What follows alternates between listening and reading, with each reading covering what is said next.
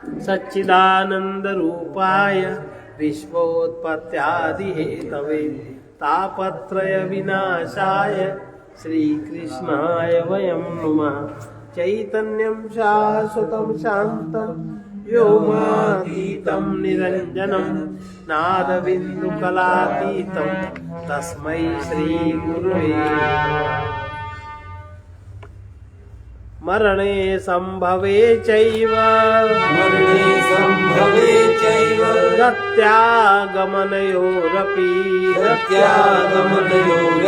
स्थितौ सर्वशरीरेषु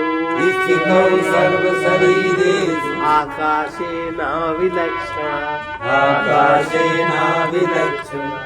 मरणे संभवे चैव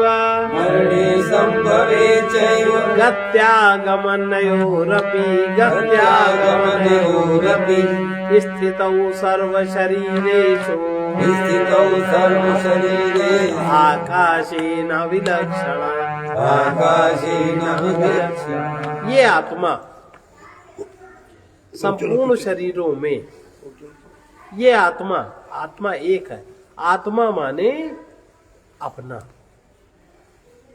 केवल अपना, जहाँ किसी दूसरे की कोई पहुंच ही नहीं है।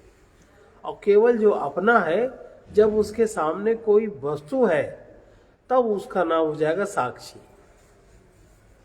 और जब उसके सामने अन्य प्रकार के प्राणादि पदार्थ हैं तब उसका नाम हो जाएगा जीव। और जब उसके सामने सब कुछ है, कुछ भी नहीं है, तब उसका नाम आत्मा, तब हो जाएगा प्रेम।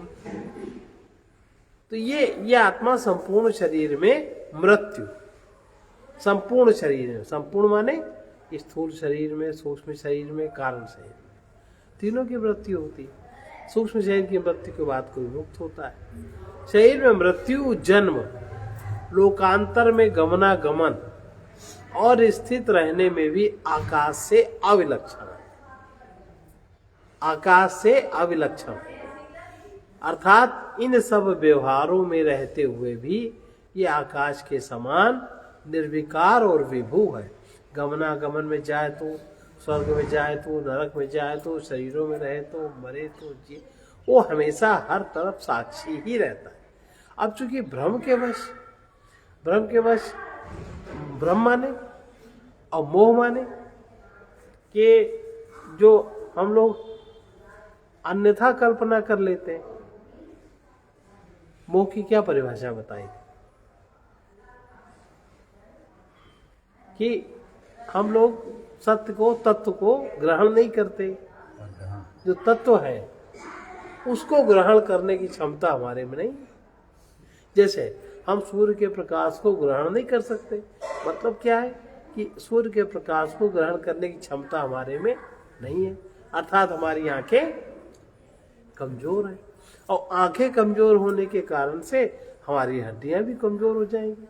क्योंकि आंखों का संबंध आपके पूरे शरीर की दृष्टि से है। जैसे त्वचा भी देखती है, त्वचा भी देखती है। जैसे सूरदास जी थे, सूरदास जी ऐसे स्पर्श करें और उसका भूत भविष्य जन्म विजन्म सब बता दें। उनको इतना स्पर्श बलशाली था, उन्हें सब दिखता तो था दृष्टि से ही। कोई स्पर्श त्वचा में तो केवल स्पर्श का गुण आएगा, बाकी दिखेगा थोड़ी बहुत भविष्य। पर सूरदास जी को क्षमता थी, ये दिव्यता थी।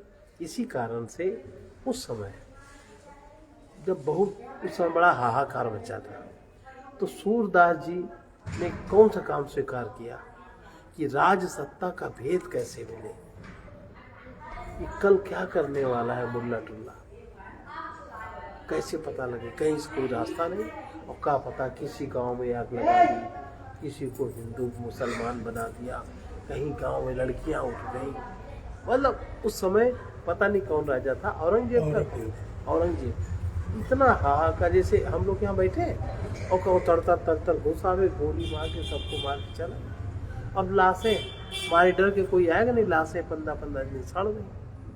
बड़ा अंधेर था। तो उस अंधेरे के लिए उस समय जितने साधु महात्मा थे, साधन इतना था नहीं आने का। साधन केवल एक था, दिव्य दृष्टि का। क्योंकि सब साधु महात्मा दिव्य दृष्टि संपन्न थे। तुलसीदास जी तो, सूरदास जी तो, रामानंद दास जी तो, कबीरदास जी जितने थे सबको दिव्य दृष्टि थी। तो सब ध्यान में बैठ करके एक दूसरे से वार्तालाप करते थे, क्या किसको करना है। ऐसे तो इकट्ठे नहीं हो सकते, 4 इकट्ठे होंगे उनको ही मार देंगे। तो सूरदास जी ने ये जिम्मेवारी ली कि ये काम हम करें। कहा तुमको ये विद्या है, आप पता लगाओ कल क्या करने वाला है, परसों क्या करना। तो उनका जो वेश्याओं क्या, उनके यहाँ जो उनकी रानियां पटरानियां रहती थी 300-3000, उनके यहाँ सूरदास जी ने पैठ बनाई। पैठ बनाई किसके माध्यम से? उनके यहाँ रहते थे हिजड़े, उनकी सुरक्षा में नपुंसक लोगों को रखते थे। तो हिंदू है अगर तो विपरीतता में खून तो खोलता ही है। तो उन्हें 2-4 से पैक्ट करके और अपना नाटक करके, अंधे तो थे वो, उनको वहाँ ले जाता, वो जाते थे उसके यहाँ। राग रंग संगीत भजन गाना सब होए, राग रंग होए। राजा भी आया कि तो साला ही अंधा है, कहे महाराज जी बहुत अच्छा गाते हैं। और फिर वो जा करके जो उसकी सबसे निकट सहयोगिनी थी उसके पास जाके उसका वैसे हाथ रखे, बादशाह ने तुमसे क्या कहा, कल क्या होने वाला, वो समझ जाए, वो सूचना कर दें सब जगह, लोग सावधान हो जाए। तो त्वचा भी देखती है, सारी ज्ञानेंद्रियों में देखने की क्षमता है। तो जैसे कि आत्मा को ग्रहण करने के जो सामर्थ्य, जैसे सूर्य के प्रकाश को ग्रहण करने की सामर्थ्य मूल रूप से आपकी आंख है, आपकी आंख है। और सूक्ष्म रूप से आपकी पिंगला नाड़ी है, पिंगला नाड़ी है शरीर में, जिससे आपका सारा हीट पॉइंट चलता है बॉडी का। और पीछे जाओ तो ब्रेन का वो भाग है जो भाग हर चीज ग्रहण करता है, विस्तारित करता है शरीर में। जैसे बाहर ठंड लग रही है तो ठंड तो स्किन के माध्यम से वही भाग ग्रहण कर रहा है, फिर आपको बता रहा है कि ये पहनो, ऐसे करो, ऐसा। तो ये जो आत्मा को देखने की गमनागमन में स्थित रहने पे भी आकाश से अविलक्षण है, आकाश से अविलक्षण है। अर्थात इन सब व्यवहारों में रहते हुए भी ये आकाश के समान निर्विकार और इस बात का होश नहीं होता, क्योंकि हमारी जागृति अभी केवल स्थूल देह तक है। इसलिए स्थूल देह से ही मोह है, स्थूल देह के ही कारण लोभ है। वही सूक्ष्म देह की कौन बात जानता है? स्थूल देह के ही कारण काम है, उसी कारण अभिमान है। जो है सब दृश्य जगत तो स्थूल देह के कारण है ना। अब सूक्ष्म दृश्य तो है नहीं, सूक्ष्म शरीर को हम जानते नहीं। और गमनागमन में सब जगह जो गमनागमन में सब जगह शरीर सूक्ष्म शरीर जाता है। अब हमें हमारे माध्यम से कोई पुत्र उत्पन्न हुआ, पुत्र उत्पन्न हुई, कुछ है, अब वो मेरा है। और उसके सूक्ष्म देह की रचना, क्रिया, प्रारब्ध, भोग, क्रिया, कर्म हम जानते ही नहीं, लेन देन हम जानते ही नहीं। अब जरा सा कुछ टक्कर लग जाए तो कैसी हृदय को पीड़ा होती है कि नहीं, भयानक पीड़ा। अब इस पीड़ा से बचने के लिए केवल एक ज्ञान, दूसरा कोई रास्ता नहीं। घटाकाश के जन्म, नाश, गमन, आगमन। घटाकाश, घट में जो आकाश है उसका जन्म, आकाश का तो जन्म होता नहीं। अब चूंकि उसका जन्म तब होगा जब आप आसपास कोई दीवार उठा देंगे, कोई आकार आपने पृथ्वी तत्व का निर्मित कर दिया, तो उसमें जो आकाश रहेगा वो घटाकाश कहलाया। यहाँ जो आकाश बन गया मठाकाश कहलाया। कुछ चीज नहीं है, महाकाश है। पर आकाश में कोई परिवर्तन, ना तो आकाश का जन्म है, ना उसका नाश है, ना गमन है, ना आगमन है। और स्थिति के समान संपूर्ण शरीरों में आत्मा के जन्म मरण आदि को आकाश से अविलक्षण माने भेद रहित अनुभव करना चाहिए। ये इस श्लोक का अगला देखिए। संघाताः स्वप्नवत् सर्वे आत्ममाया विसर्जिता आधिक्ये सर्वसाम्येव लोकोपत्तिर्हि विद्यते। देहादि समस्त संघात। आपको देह बनी, अच्छा देह अभी तो हमें पता है कि हम देह हैं और देह की व्यवस्था है, और जब ये देह बन रही थी उसकी याद किसको है? याद है? और जब देह का जन्म हुआ उसकी याद किसको? याद है? तो देह का संघात स्वप्न के समान आत्मा की माया से ही रचे हुए हैं। आत्मा से ही तो देह बनी भाई। जैसा कारण शरीर में जो बीज था, बीज अपना बढ़ गया, ये शरीर हो गया, कहीं ये शरीर हो गया, कहीं ये शरीर हो गया। बीज आप डाल देते हो, अब बीज में कोई क्रिया हो रही है, कहाँ कोई जान पाता, पेड़ बन जाता है। और जो बीज में गुण है वही पेड़ बनेगा, दूसरा नहीं बनेगा। देह आदि समस्त संघात स्वप्न के समान आत्मा की माया से ही रचे हुए हैं। उनके अपेक्षाकृत उत्कर्ष अथवा सबकी समानता में ही कोई भी हेतु नहीं, और कोई हेतु नहीं है, केवल आत्मा की माया है। और आत्मा की माया अगर अभी से आप अगर सत्य को स्वीकार कर लो और अन्यथा सत्य को अगर आप ग्रहण कर लो और अन्यथा ग्रहण आपका छूट जाए तो आप सत्य हुई हो, आप तुरंत चौथे में आ गए, तुरंत आप आत्मा में आ गए। इसके लिए केवल इतनी क्षमता चाहिए। उसकी क्षमता ब्रह्मचर्य, तप, ध्यान, ज्ञान, जो भी साधन के। घटादि स्थानीय देहादि संघात स्वप्न में दिखने वाले देहादि के समान। अब स्वप्न में जो देह बन जाती है, और स्वप्न में सब कुछ होता है, आंख खुली नहीं कि सब गायब। ऐसे इस अवस्था में सब कुछ होता है, आंख बंद हुई नहीं कि सब गायब। या आपके अंदर की आंख खुली नहीं कि ये सब गायब। आपको दिव्य दृष्टि जिस क्षण प्राप्त हो जाएगी उस क्षण सब निर्मूल हो जाएगा, उस क्षण इसका कोई मूल्य नहीं है। वो इतना ब्रॉड दर्शन है। देहादि के समान तथा माया के रचे हुए देहादिक सदस्य आत्मा की माया से ही रचे हुए हैं। तात्पर्य यह है कि आत्मा की माया है जो अविद्या है, उसके प्रस्तुत किए हुए हैं, परमार्थता नहीं है। अविद्या के द्वारा सब प्रस्तुत। अविद्या माने आप एक एक चीज रखते गए। मान लो बीज का खोल है ऊपर वाला, तो उसमें तो उसके तंतु रखे हैं ना पेड़ के। अब खोल हो, तंतु अंदर ना हो तो पेड़ उगेगा। तो अब अविद्या समाप्त हो जाए, आपका शरीर बना रहे तो भी नहीं कुछ होगा, परमार्थता कुछ नहीं।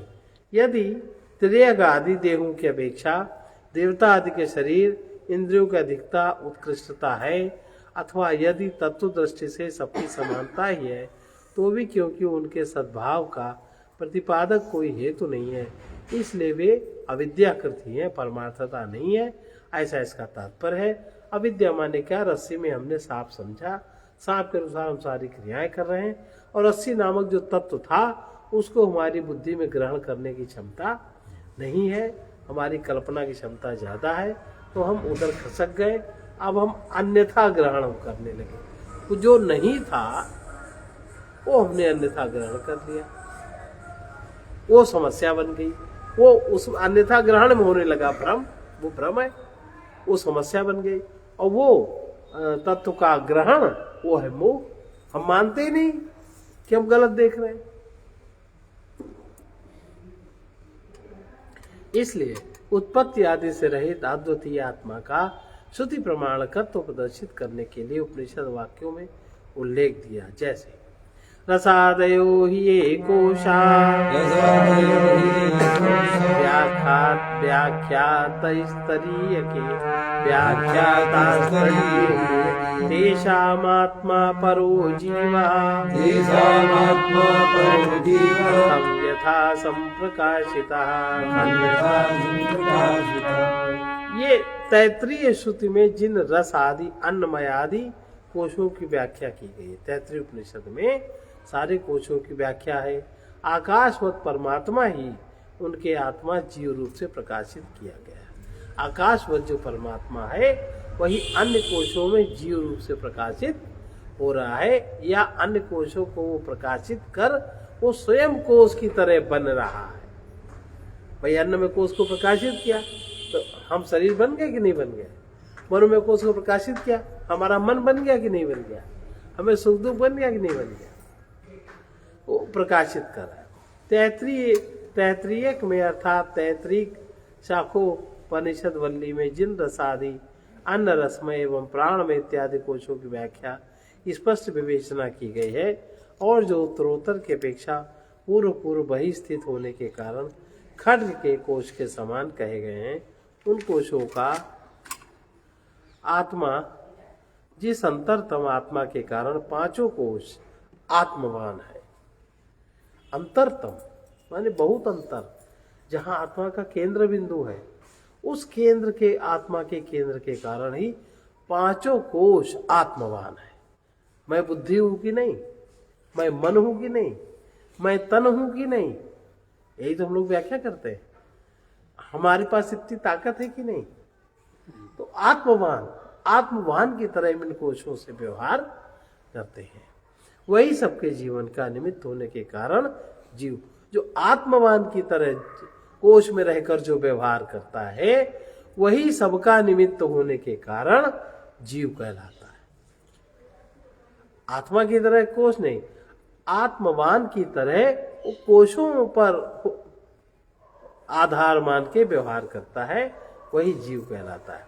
वो कौन है इस पर कहते हैं परमात्मा ही है, जिसका पहले सत्यम ज्ञान अनंतम ब्रह्म इत्यादि वाक्यों में प्रसंग है, और जिस आत्मा से स्वप्न और माया आदि के समान आकाश आदि क्रम से कोश रूप संघात आत्मा की माया से ही रचे गए हैं, ऐसा कहा गया है। उस आत्मा को हमने आत्मा आकाशवत इत्यादि श्लोक में जैसा आकाश है उसी के समान प्रकाशित किया। तात्पर्य है वो तार्किक कल्पना किए हुए आत्मा के समान मनुष्य की बुद्धि में प्रमाणित होने वाला नहीं। तार्किक लोग जैसे समझना चाहते हैं कि हम बुद्धि से परमात्मा को समझ लेंगे, वो बुद्धि के प्रमाण से नहीं समझ पाएंगे। अब बंद कर रहे हैं, ठंड बहुत हो रही है।